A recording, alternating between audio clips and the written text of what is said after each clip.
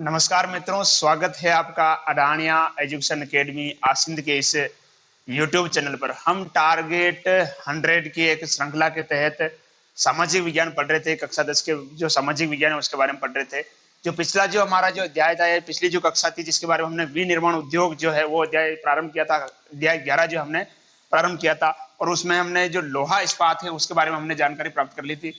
आज हम बात करने वाले हैं, देखो एक तो सूती वस्त्र उद्योग है, इसको लेकर हम चर्चा करने वाले। देखो सूती वस्त्र उद्योग की अगर अपन बात करें तो देखो वस्त्र की अगर अपन बात करें तो जो भी वस्त्र से संबंधित उद्योग होगा वो क्या होगा, सबसे बड़ा उद्योग होगा। और वस्त्र में अगर अपन बात करें सर्वाधिक जो पॉपुलर जो होता है वो कौन सा है, सूती वस्त्र उद्योग है। यानी अपन यूं कह सकते हैं कि सूती वस्त्र उद्योग जो है ये भारत का एक सबसे बड़ा उद्योग है और सर्वाधिक रोजगार देने वाला उद्योग भी सूती वस्त्र उद्योग ही है, जो सबसे अधिक रोजगार जो है वो प्रदान करता है। तो आइए इसको लेकर अपन चर्चा करते हैं। देखो चीन के बाद अगर अपन बात करें सूती वस्त्र उद्योग की, तो चीन के बाद जो है ये दूसरा सबसे बड़ा उद्योग, यानी भारत का जो नंबर आता है, कौन से स्थान आता है, दूसरा स्थान आता है विश्व में। अगर अपन सबसे बड़े अगर अपन बात करें तो जो सबसे ज्यादा उत्पादक जो देश है या सूती वस्त्र उद्योगों का जो सबसे ज्यादा निर्माण होता है कहाँ होता है, चीन में होता है। जबकि जो दूसरे नंबर पर आता है वो कौन आता है, भारत आता है। यानी सूती वस्त्र के निर्माण में भारत जो है विश्व में दूसरा स्थान रखता है। और सूती वस्त्र उद्योग जो देखो भारत की जीडीपी का बहुत बड़ा भाग बनाता है। कितना, 14% भाग। सकल घरेलू उत्पाद जो है इसका जो सबसे बड़ा भाग बनाता है। अगर औद्योगिक अपन बात करें, उद्योग में केवल अकेला जो सूती वस्त्र उद्योग है, अकेला सूती वस्त्र उद्योग जो है ये सकल घरेलू उत्पाद यानी जीडीपी का 14% बनाता है। ठीक है। और सूती वस्त्र उद्योग भारत के अंदर बहुत प्राचीन समय से चलता आ रहा है। इसका जो प्रमाण है या अपन कह सकते हैं इसका जो वर्णन है अपने को कहां मिलता है, देखो सिंधु घाटी सभ्यता। सिंधु घाटी सभ्यता जो है इसमें अपने को सूती वस्त्र उद्योग के बारे में जानकारी प्राप्त होती है। ये देश का सबसे बड़ा औद्योगिक क्षेत्र है, यानी सबसे बड़ा जो अगर औद्योगिक क्षेत्र की अपन बात करें तो सबसे बड़ा औद्योगिक क्षेत्र कौन है, भारत का सूती वस्त्र उद्योग है। ठीक है। भारत के अंदर जो पहला जो सूती वस्त्र का या जो कारखाना लगाया गया था, कहां लगाया गया था, एक जगह का नाम है फोर्ट ग्लास्टर। ये फैक्ट्री का नाम नहीं है, ये फोर्ट ग्लास्टर एक क्षेत्र है कहां का, कोलकाता। फोर्ट ग्लास्टर, ध्यान रखिएगा। भारत के अंदर सबसे पहला जो सूती कारखाना लगाया गया, कहां लगाया गया, फोर्ट ग्लास्टर में लगाया गया। कहां पर, कोलकाता में लगाया गया। कब लगाया गया, 1818 में लगाया गया। और भारत की जो पहली जो सूती मिल है, भारत की पहली सूती मिल कब लगाई गई, 1854 में लगाई गई। किसने लगाई थी, कवासजी डाबर ने। ये इंपॉर्टेंट कर लीजिएगा। भारत की जो पहली सूती मिल जो है किसने लगाई थी, कवासजी डाबर ने लगाई थी। कब लगाई थी, 1854 में लगाई थी। कहां लगाई थी, मुंबई में लगाई थी। कहां लगाई थी, मुंबई में। भारत की पहली सूती मिल कवासजी डाबर द्वारा लगाई गई मुंबई में। अब अपन एक एक राज्य को लेकर बात करते हैं कि राज्य में जो है सूती वस्त्र उद्योग है उनकी क्या स्थिति है। सबसे पहले अपन बात करते हैं महाराष्ट्र। अगर सूती वस्त्र उद्योग उत्पादन की अगर अपन बात करें, जो महाराष्ट्र जो है इसका देश में पहला स्थान आता है। देश में पहला स्थान किसका आता है, महाराष्ट्र का आता है। यहाँ पर कुल 112 मिल है। सूती वस्त्र उद्योग की कितनी मिल है, 12 मिल। इन 12 में से अकेले मुंबई के अंदर कितनी है, 54 मिल। अकेले मुंबई के अंदर कितनी मिल है, 54 मिल जो है कहां पर है, मुंबई के अंदर है। इसलिए जो मुंबई है इसको अपन क्या बोलते हैं, सूती वस्त्र की राजधानी भी कहा जाता है। सूती वस्त्र की राजधानी किसे कहा जाता है, मुंबई को कहा जाता है। नोट कर लीजिएगा, सूती वस्त्र की राजधानी, सूती वस्त्र की राजधानी किसको कहा जाता है, मुंबई को कहा जाता है। इसके अतिरिक्त देखो महाराष्ट्र के अंदर कौन कौन से जो ऐसे जिले हैं जहां पर सूती वस्त्र का उत्पादन होता है, कौन कौन से, सोलापुर हो गया, कोल्हापुर हो गया, यानी सोलापुर, अकोला, अमरावती, वर्धा, सतारा, कोल्हापुर, सांगली, जलगांव, नागपुर, ये जो क्षेत्र है यहाँ पर भी क्या होता है, सूती वस्त्र का उत्पादन किया जाता है। अब सूत से कौन कौन से जो प्रसिद्ध जो परिधान है ये जो है यहाँ पर महाराष्ट्र के अंदर बनते हैं, कौन कौन से, देखो एक तो पोपलिन मलमल, साड़ी, धोती, चादर, शूटिंग व शर्टिंग का कपड़ा जो है ये महाराष्ट्र में बनता है। अगला जो प्रमुख जो राज्य आता है वो आता है गुजरात। कौन सा आता है, गुजरात। दूसरे नंबर पर आता है, मील की संख्या से कोई मतलब नहीं है, जो इंपॉर्टेंट है कि वहां उत्पादन कितना हो रहा है। देखो सबसे ज्यादा अगर अपन बात करें कपास या सूती वस्त्र जो उद्योग जो है ये अधिकांश नमी वाले क्षेत्रों में लगाए जाते हैं, क्योंकि नमी के कारण जो धागा जो है वो टूटता नहीं है। ठीक है, धागे की जो है कोमलता बनी रहती है, धागा टूटता नहीं है। इसलिए जितने भी सूती वस्त्र उद्योग है ये समुद्री जो क्षेत्र है, नमी वाले जो क्षेत्र है, इसके आसपास में ही अपने को देखने को मिलते हैं। अगले अपन बात करते हैं गुजरात की, बात करते हैं गुजरात के अंदर देखो कितनी मिल है, टोटल 135 मिल है। जहां पर सबसे अधिक कहां पर है, अहमदाबाद में है। कहां पर, अहमदाबाद में कितनी है, 67 मिल। ये याद रखिएगा, अहमदाबाद को क्या कहा जाता है, पूर्व का बोस्टन कहा जाता है। पूर्व का बोस्टन, यानी दो चीजें आ गई, एक तो सूती मिल की राजधानी या सूती वस्त्र की राजधानी किसको कहते हैं? मुंबई को कहते हैं। सूती वस्त्र की राजधानी किसको कहा जाता है? मुंबई को। और पूर्व का बोस्टन किसको कहा जाता है? अहमदाबाद को कहा जाता है। पूर्व का बोस्टन किसको कहा जाता है? अहमदाबाद को कहा जाता है। देखो गुजरात के अंदर कुल सूती वस्त्र की जो मिल यानी जो उद्योग है कितने हैं? 135 है। उन 135 में से अकेले अहमदाबाद में कितने हैं? 67 उद्योग है। इसलिए अहमदाबाद को क्या कहते हैं अपन? पूर्व का बोस्टन भी कहते हैं। और कहां कहां पर देखो गुजरात में सूरत में है, वडोदरा, भावनगर, पोरबंदर, हाँ पोरबंदर गांधी जी वाला, पोरबंदर, राजकोट, भरूच, यहां पर जो है उद्योग है। देखो गुजरात जो है ये कितना 35% जो सूती वस्त्र है उसका उत्पादन करता है। उसी प्रकार से महाराष्ट्र कितना करता है? महाराष्ट्र 39% करता है। महाराष्ट्र कितना करता है? 39%। गुजरात कितना करता है? 35% उत्पादन करता है। ठीक है। अब देखो गुजरात के अंदर जो सर्वाधिक जो ये विकास जो होने का जो कारण है क्या है? एक तो वहां पर जो है श्रमिक यानी जो मजदूर है वो क्या जाते हैं? सस्ते मजदूर मिल जाते हैं। नमी है, नमी वाला क्षेत्र है इसलिए वहां पर। और दूसरा क्या है? यहाँ पर एक बंदरगाह पड़ता है। कौन सा? कांडला बंदरगाह पड़ता है। कौन सा बंदरगाह पड़ता है? कांडला बंदरगाह पड़ता है। तो इस हिसाब से यहाँ पर जो सूती वस्त्र को उद्योग जो है आसानी से स्थापित हो गए, ताकि जो सामान है उसको निर्यात करने में, एक्सपोर्ट करने में क्या है? आसानी रहती है। अगला अपन बात करते हैं, अगला राज्य आता है तमिलनाडु। तमिलनाडु देखो दक्षिणी भारत का प्रथम या सबसे बड़ा उत्पादक राज्य है। यानी तमिलनाडु जो दक्षिणी भारत का सबसे बड़ा सूती वस्त्र उत्पादक राज्य है। दक्षिणी भारत के ऊपर हम बात करते हैं सबसे बड़ा अगर राज्य जो है वहां पर उत्पादन की दृष्टि से कौन सा है? तमिलनाडु है। यहाँ पर कुल कितनी मील है? 205 मील है, जिसमें सबसे अधिक कहां पर है? कोयम्बटूर में है। कहां पर है? कोयम्बटूर में। इसके अलावा और कहां कहां पर देखो, मदुरई में है, चेन्नई में है, पुरम्बूर में है, रामनाथपुरम में है, तिरुचिरापल्ली में है। और ये कितना करता है? 6% उत्पादन करता है। इसके अतिरिक्त देखो कौन कौन आता है? मध्य प्रदेश की अपन बात करें, मध्य प्रदेश में कितनी मील है? 36 मील है। सर्वाधिक कहां पर है? इंदौर में है। ठीक है। इसके अलावा देखो कहां पर है? ग्वालियर, उज्जैन, देवास, जबलपुर, रतलाम, यहां पर भी ये कितना करता है? 5% करता है। कितना करता है? 5%। अगले अपन बात करते हैं पश्चिम बंगाल की। यहां पर कितनी मील है? 45 मील है। सर्वाधिक मील कहां मिलते? देखो हुगली, हावड़ा व 24 परगना। हुगली, हावड़ा और 24 परगना, यानी ये जो कोलकाता का जो क्षेत्र हुगली नदी है, हुगली नदी के बारे में अपन पढ़े थे, अपन ने 9वें पाठ के अंदर जल प्रबंधन के बारे में पढ़ा था। तो वहां पर भी इसके आसपास के क्षेत्र में भी है, यहाँ पर मिले। बात करते हैं राजस्थान की, अपने को मुख्य रूप से ध्यान इसी के बारे में। राजस्थान में देखो हाड़ौती का जो पठारा हाड़ौती क्षेत्र यानी कोटा, बूंदी, बारा, ये जो हाड़ौती का जो क्षेत्र आ गया, यहाँ पर भी क्योंकि वहां पर चंबल नदी बहती है जिसकी वजह से पानी की उपलब्धता है। और सबसे ज्यादा अगर अपन बात करें हाड़ौती के पठार की, तो वहां पर देखो काली मृदा पाई जाती है। और काली मृदा जो है कपास के लिए क्या होती है? बहुत ही उपजाऊ मिट्टी मानी गई है कपास की फसल के लिए। इसलिए वहां पर जो कपास की फसल अच्छी होती है, इसलिए वहां पर इस प्रकार के उद्योग भी है वो अपने को देखने को मिलते हैं। बात करते हैं हाड़ौती का पठार हो गया, भीलवाड़ा हो गया, उदयपुर, गंगानगर, पाली, यानी ये जो भाखड़ा नांगल जो नहर आती है वहां पर जो यहाँ पर सिंचाई होती है, इसकी वजह से यहाँ पर राजस्थान में बहुत कम यानी 4% ही लगभग सूती वस्त्र का उत्पादन होता है। इसके अतिरिक्त अन्य राज्य कौन कौन से? जैसे अपन बात करते हैं यूपी की बात करते हैं, जैसे कानपुर हो गया, मुरादाबाद हो गया, हाथरस, वाराणसी। बात करते हैं पंजाब की तो अमृतसर, लुधियाना, फगवाड़ा। तो ये भी अन्य राज्य के रूप में देखने को, या अपन कह सकते हैं अन्य राज्य जो है इस क्षेत्र में कार्यरत है। ठीक है। तो ये हो गया अपना सूती वस्त्र उद्योग है।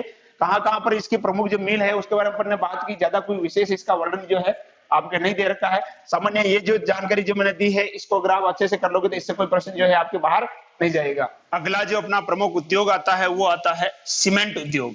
सीमेंट उद्योग भी देखो अपन कह सकते हैं एक तरह से रीढ़ की हड्डी है औद्योगिक निर्माण में। अगर अपन बात करें तो जितने भी भवन निर्माण में बहुत ही महत्वपूर्ण उद्योग है।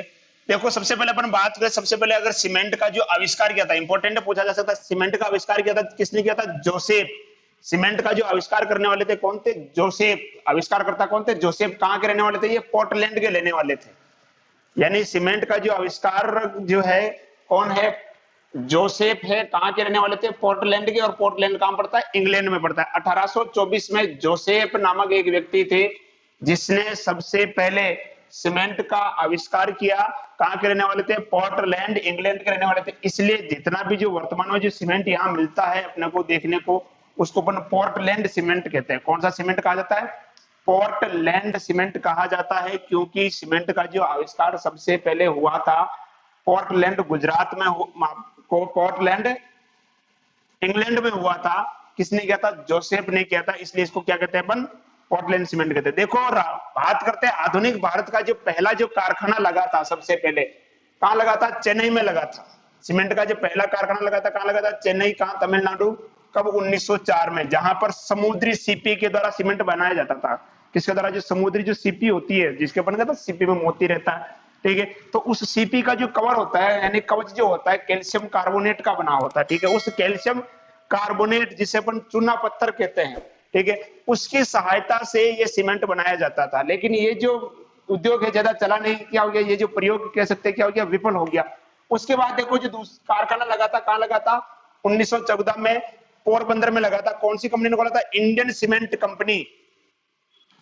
इंडियन सीमेंट कंपनी 1914 में इसने कारखाना लगाया था। कहां पर? पोरबंदर, गुजरात में लगाया था।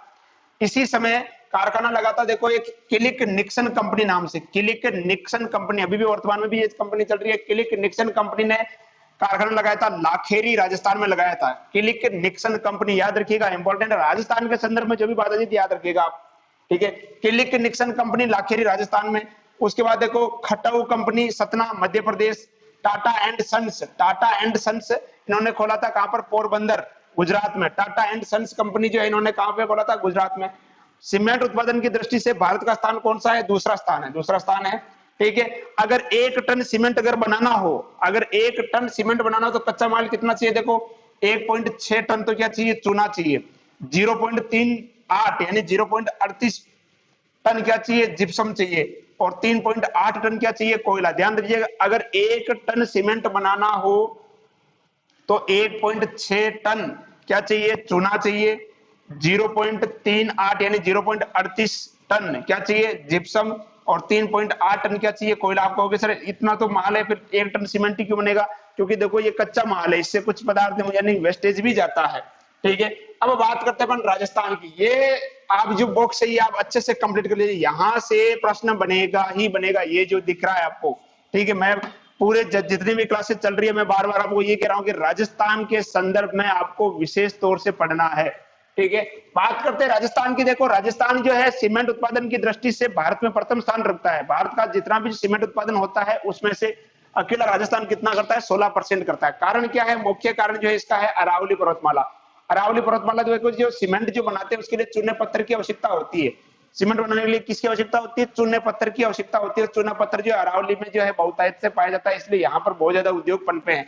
राजस्थान के अंदर अगर अपन बात करें तो 16 बड़े उद्योग है सीमेंट के, 16 बड़े उद्योग है और 5 लघु उद्योग, और कुल मिला के 130 निजी क्षेत्र के उद्योग जो है राजस्थान के अंदर सीमेंट का उत्पादन करते हैं। याद रखिएगा, कुल जो बड़े उद्योग है वो कितने हैं? 16 उद्योग बड़े हैं, 5 लघु उद्योग और निजी क्षेत्र को अगर मिलाकर देखा जाए तो कुल 130 सीमेंट उद्योग जो है राजस्थान में कार्यरत है।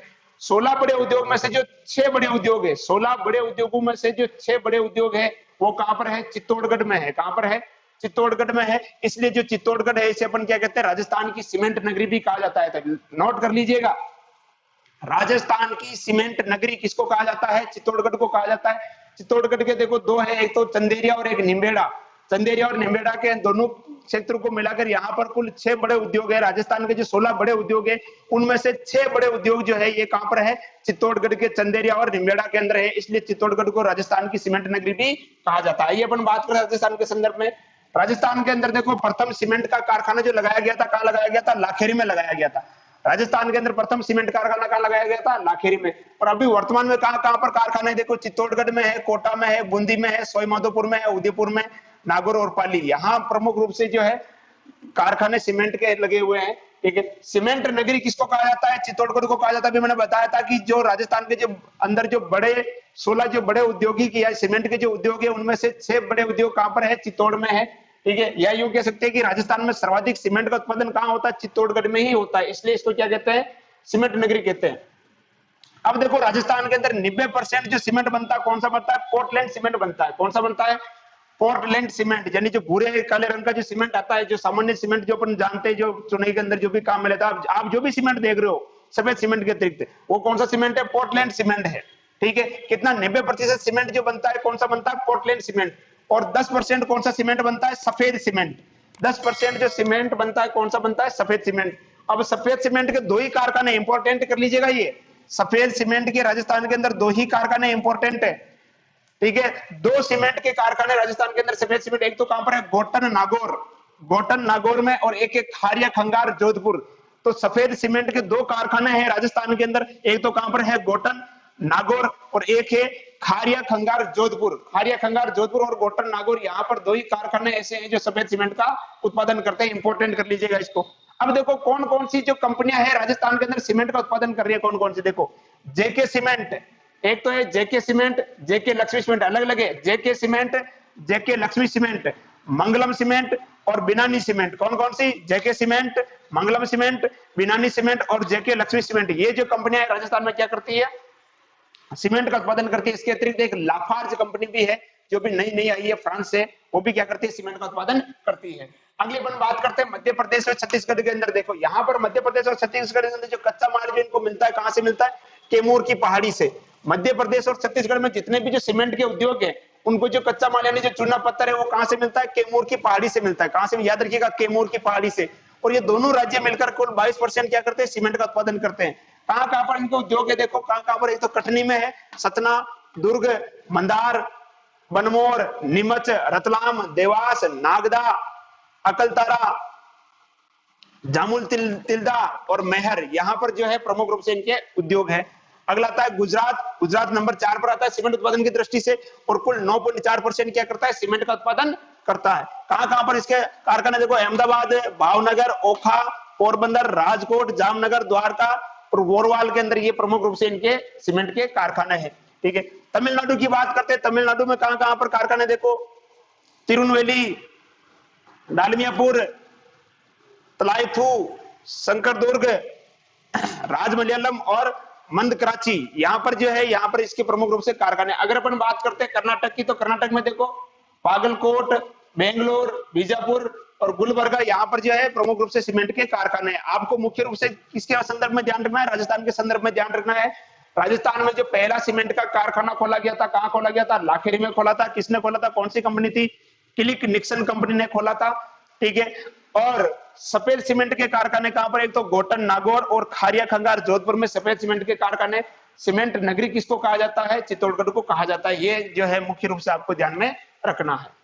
बात करते हैं हम कागज उद्योग के बारे में। देखो कागज जो है एक बहुत महत्वपूर्ण पदार्थ होता है, हम जानते हैं। कागज आज जो जितने भी जो आप पढ़ रहे हो उसमें अगर कागज नहीं हो तो आप जानते हो कि आपका दिन क्या है, अधूरा, यानी आप पढ़ाई नहीं कर सकते। अगर अपन बात करते हैं कागज, देखो जो कागज जो है मुख्य रूप से जो है जो वनस्पति है या जो कृषि के बाद जो भी पदार्थ बचता है, जो कृषि का जो अपशिष्ट होता है या वनस्पति की जो छाल होती है, उसके द्वारा कागज को बनाया जाता है। लेकिन भारत के अंदर अपन बात करें, भारत के अंदर 70% कागज जो है गन्ने की खोई से बनाया जाता है। जो गन्ना जो होता है, अभी आप देखते हो जो चरखियां जो लग रही है जिससे गन्ने का रस निकाला जाता है, उसके बाद उसका जो कचरा बनता है।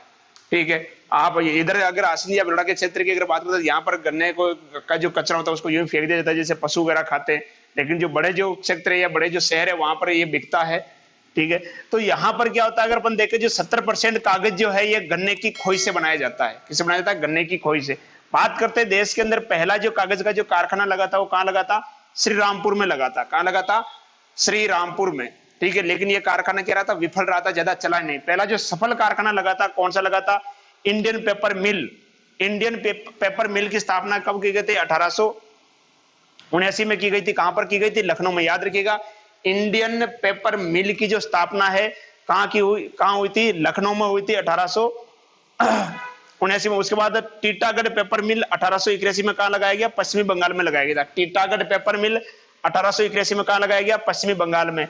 अब देखते हैं कि कहां कहां पर जो है ये कागज के उद्योग है। सबसे पहले अपन बात करते हैं पश्चिमी बंगाल में। पश्चिमी बंगाल में उद्योग कहां कहां पर, देखो टीटागढ़ में है, रानीगंज में है, त्रिवेणी में है, कोलकाता में है। बात करते हैं महाराष्ट्र में कहां पर है, मुंबई, पुणे, चंद्रपुर, खपोली, कापटी, यहां पर भी है ये। उत्तर प्रदेश में देखो कहां पर है, लखनऊ, मेरठ, सहारनपुर, मुजफ्फरनगर, पतंगनगर और बस्ती में। अगला बात करते हैं मध्य प्रदेश में कहां पर, देखो भोपाल, रीवा, होशंगाबाद और कमलाई। इसके बाद अपन बात करते हैं कर्नाटक। कर्नाटक में देखो कहां पर है, भद्रावती, बेंगलोर, रामनगर, कृष्णराज सागर। बात करते हैं गुजरात में कहां पर है, सूरत, वापी, वडोदरा, राजकोट। तो ये प्रमुख रूप से क्या हो गए, कागज के कारखाने हो गए। ठीक है, तो ये भी याद रखिएगा, आपसे पूछा जा सकता है कि इनमें से कोई सा भी नाम दे, भाई कागज के कारखाने गुजरात में कागज के कारखाने कहां पर है, हालांकि कमी चांस है। ठीक है, बात करते हैं, ये इंपॉर्टेंट है, सरकारी कारखाने कौन कौन से। देखो दोनों सरकारी कारखाने ये कहां पर है, भोपाल में ही है। दोनों कारखाने कहां पर है? भोपाल, माफ कीजिएगा भोपाल क्या, मध्य प्रदेश। दोनों कारखाने कहां पर है? मध्य प्रदेश में। दोनों जो सरकारी कागज के कारखाने हैं, दोनों सरकारी कागज के कारखाने कहां पर? मध्य प्रदेश में। देखो सरकारी कारखाने कौन सा? एक तो है अखबारी कागज, यानी अखबार छापने का जो सरकारी कागज का जो कारखाना है वो कहां पर है? नेपानगर। नेपानगर कहां पड़ता है? मध्य प्रदेश में पड़ता है। दूसरा आता है नोट छापने का कागज, ये इंपॉर्टेंट कर लीजिएगा, नोट छापने का जो कागज है ये कहां बनता है? ये बनता है होशंगाबाद में बनता है। होशंगाबाद कहां पड़ता है? मध्य प्रदेश में पड़ता है। कहां पड़ता है? मध्य प्रदेश में। तो दो सरकारी कारखाने हैं, एक तो अखबारी कागज का कारखाना कहां पर? नेपानगर। एक नोट छापने का कारखाना कहां पर है? होशंगाबाद, मध्य प्रदेश में है नोट छापने का कारखाना। अगला जो टॉपिक आता है आपका, आता है कि औद्योगिक जो प्रदूषण है, औद्योगिक प्रदूषण की अपन बात करें, आपसे क्वेश्चन पूछा जा सकता है औद्योगिक प्रदूषण पर लेख लिखिए, तो इस पर बहुत सारी लाइनें लिखी जा सकती है। देखो जितने भी जो उद्योग है मुख्य रूप से देखो नदियों के किनारे पर लगाए जाते हैं। अगर अपन बात करते हैं औद्योगिक प्रदूषण की बात करते हैं तो ध्वनि प्रदूषण तो हो ही रहा है, वायु प्रदूषण तो हो ही रहा है, इसको कहने की जरूरत है नहीं, धुआं निकल रहा है। उद्योगों से जो मशीनें निकल चलती है उद्योगों में, उनसे जो ध्वनि उत्पन्न होती है उससे ध्वनि प्रदूषण हो रहा है। वहां से जो धुआं निकलता है उससे क्या होता है? वायु प्रदूषण होता है। इसके अतिरिक्त देखो इनसे जल प्रदूषण भी होता है।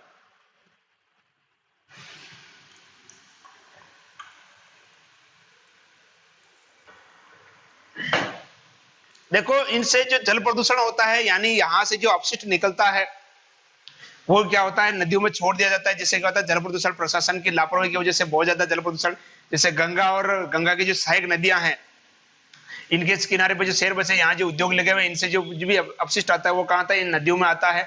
इस कारण यहाँ पर जो कई मछलियां जो है प्रतिवर्ष जो है मौत के घाट उतर जाती है, मृत्यु हो जाती है उनकी। और उन मछलियों की मृत्यु होने से क्या होता है? वो पानी के अंदर ही सड़ती रहती है, जिससे जल भी क्या हो जाता है? दूषित हो जाता है, इससे पीने योग्य नहीं रहता है। और उससे कई प्रकार की बीमारियां, जब मनुष्य इसको पीता है या इससे नहाता है तो कई प्रकार के चर्म रोग भी है उसको हो जाते हैं। तो इस प्रकार से औद्योगिक प्रदूषण के बारे में आप अपनी इच्छा से बहुत सारी लाइनें लिख सकते हो, इसमें कोई विशेष ऐसा कुछ नहीं है। एक आपको एक लेख लिखना होगा अगर क्वेश्चन आएगा तो भी।